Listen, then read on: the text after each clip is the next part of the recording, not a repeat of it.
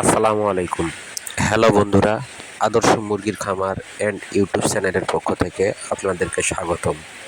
আজকের ভিডিওতে আমি আপনাদেরকে জানাবো কিভাবে এই কঠিন সময়ে ব্রয়লার সেকশনে টিকে থাকা যায়। যেহেতু মুরগির বাজার অতিরিক্ত কম এবং অতিরিক্ত গরম, সেহেতু এই ব্যবসায় বর্তমানে টিকে থাকা খুব কঠিন। দীর্ঘদিন যাবৎ মুরগির বাজার একেবারেই কম, মোটামুটি 110 থেকে শুরু করে 115-20 টাকার ভিতরেই মুরগির বাজারটা ওঠানামা করতেছে। সেহেতু খামারি পর্যায়ে একদম লাভ নেই বললেই চলে। তারপরে আবার অতিরিক্ত গরমের কারণে মুরগির প্রোডাকশন খুব একটা ভালো হয় না।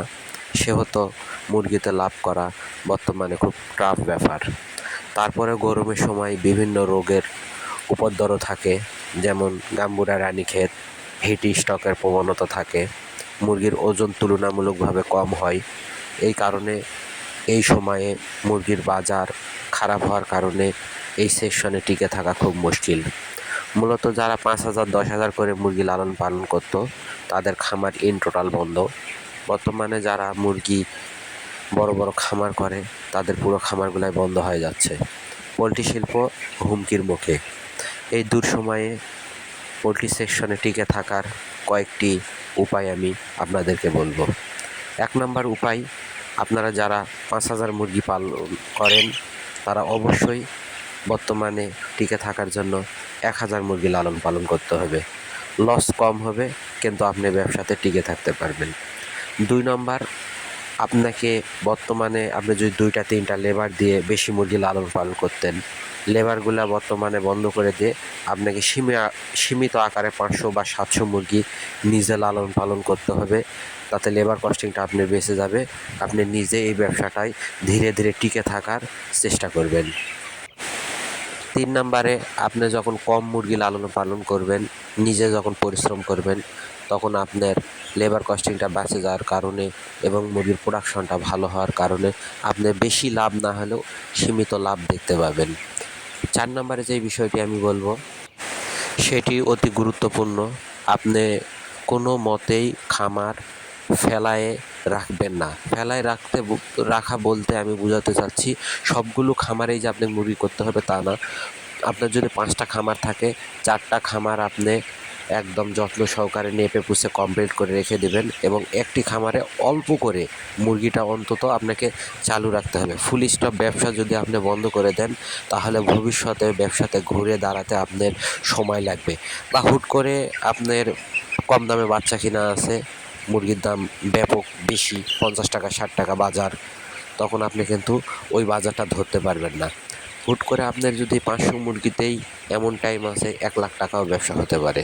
আপনি যদি ফুল স্টপ ব্যবসা বন্ধ করে দেন, আপনি কিন্তু সেই চান্সটা পাওয়া থেকে বিরত থাকবেন। এই কারণে আপনাকে অবশ্যই খেয়াল রাখতে হবে আপনার ব্যবসা যেন ফুল স্টপ না হয়ে যায়। আপনি অল্প পরিসরে 100 পিস হলেও মুরগি আপনাকে কন্টিনিউ করতে হবে। এটাই মূলনীতি ব্যবসার বলে আমি মনে করি। 5 নম্বর যেই বিষয়টি আমি বলবো, সেটি আপনারা সবাই জানেন, তারপরেও একটু মনে করে দেওয়ার বিষয় আমি মনে করতেছি। সেটা হলো যে আপনাকে মুরগির মর্টালিটি কমাতে হবে এবং ওজনটা ঠিক রাখতে হবে। গরমে যদি মুরগির ওজনটা ঠিক রাখতে পারেন, সাপোজ 5 বস্তা ফিড খাওয়ায়ে 100 পিস মুরগিতে আপনার গড়ে 2 কেজি প্লাস যদি ওজন আনতে পারেন, তাহলে আপনার কোনো মতেই লস হওয়ার সম্ভাবনা থাকবে না, যত কম দামে আপনি মুরগি বিক্রি করেন। আর যখন অল্প মুরগি আপনি লালন পালন করবেন, তখন যত্নটা মোটামুটি ভালো হয়। যেহেতু লেবার বাদে আপনি অল্প মুরগি করবেন, নিজে তখন সব কিছু বুঝতে পারবেন। নিজে পরিশ্রম করার আলাদা একটা মজা আছে। ব্রয়লার সেকশনে আপনি যদি নিজে সময় না দিতে পারেন, এই সেকশনে কোনো সময় এই ব্যবসাতে টিকে থাকা একদম অসম্ভব বলে আমি মনে করি। বাজারে চাহিদা নাই, বাজারে চাহিদা নাই বলেই বর্তমানে মুরগিতে কিন্তু এরকম লসের সম্ভাবনা তৈরি হয়েছে বা লস হচ্ছে। বাজারে যখন অ্যাভেলেবল চাহিদা হবে, তখন কিন্তু মুরগির দাম এরকম থাকবে না। এই বিষয়টি মাথায় রেখে আমাদের মুরগি লালন পালন করতে হবে। এবং সর্বোপরি আমি একটা কথাই বলবো, কোনো মতেই মুরগি থেকে সরে যাওয়া যাবে না। মুরগি সব সময় কাছেই থাকতে হবে এবং খামার ফুল স্টপ করা যাবে না, মুরগি যেন কিছু না কিছু থাকেই। সবাইকে ধন্যবাদ। আল্লাহ হাফেজ।